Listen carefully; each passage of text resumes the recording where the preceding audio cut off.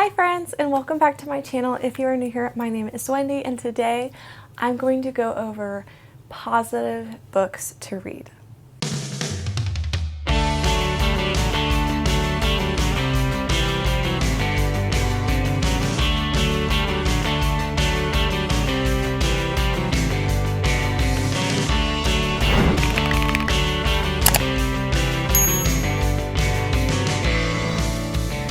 So I'm going to go over positive books to read, and this is going to be relative because everyone thinks that different things bring happiness to them. Not everyone is going to agree that a book made them happy, but I'm going to just suggest the ones that made me happy, and you can take with it what you will, and hopefully you can find a couple of them that make you laugh or make you smile.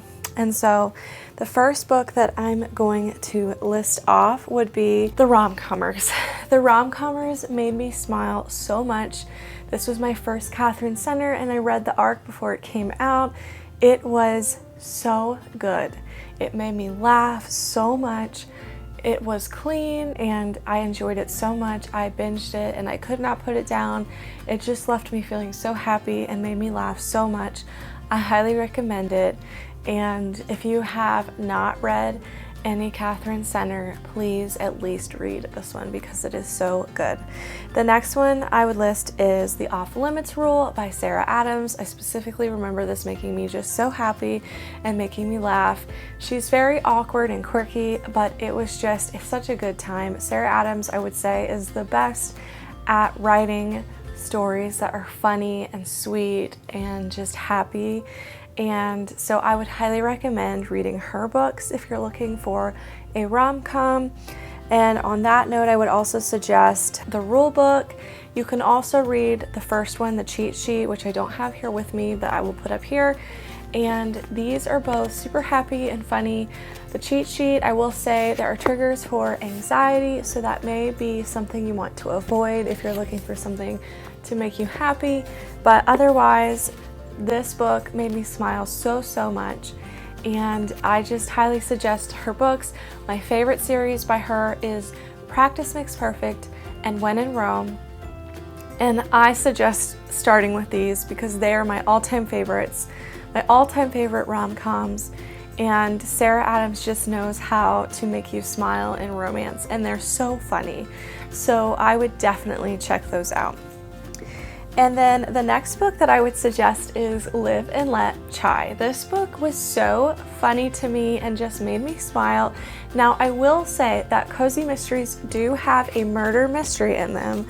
So if you don't want that in your book, if you're looking for something positive and that's not something that you would want in your book, then I would steer clear of cozy mysteries. But if that's not something that would bother you, I highly suggest cozy mysteries because they are the most happy books that I feel you can get out there that are fictional, and characters are usually super quirky and funny. There's food ones, there's sewing ones, there's farm ones, there's just anything you can think of out there. This one I loved so much and it was just so much fun to me, and there's a whole series with it. The other one I would suggest is possibly trying Death by Dumpling. I have not read this, but I know a lot of people really like this one. And I haven't read this one either, but there's cookie ones. Like, there's just so many different cozy mysteries that you can find that are fun, and they always have a murder, but you don't see it happen on the book.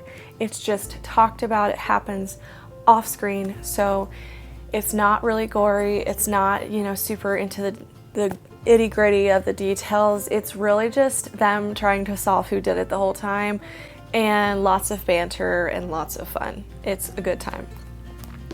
Then I'm gonna say that Well-Watered Woman is so positive. I highly recommend this. This is probably my all-time favorite devotional, and I feel like I got so much out of it. So obviously Christian reads to me are positive, and along those lines I would also suggest Joy to the World whenever you're looking for a Christmas devotional. That one was a great one.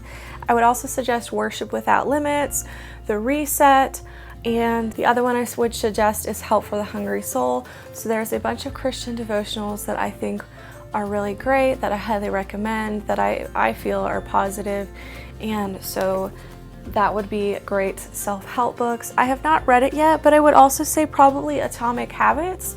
I know a lot of people really got a lot out of this, so if you're looking for a self-help book, I would definitely say Atomic Habits. I have so many friends that have loved that. I have yet to read it though, so I can't speak on my experience, but I know that this is a very positive one for a lot of people, as well as The Ruthless Elimination of Hurry would be a great self-help book that I would also suggest. And on that note, I wanted to get into memoirs. Talking as Fast as I Can by Lauren Graham, I just thought was a great time. It wasn't my favorite because I felt like there wasn't as much detail as I was wanting about her life, but if you're looking for one that's positive, this one really is pretty positive, and Lauren Graham is the narrator of the audiobook, so it's super fun and I think a great time if you're looking for that.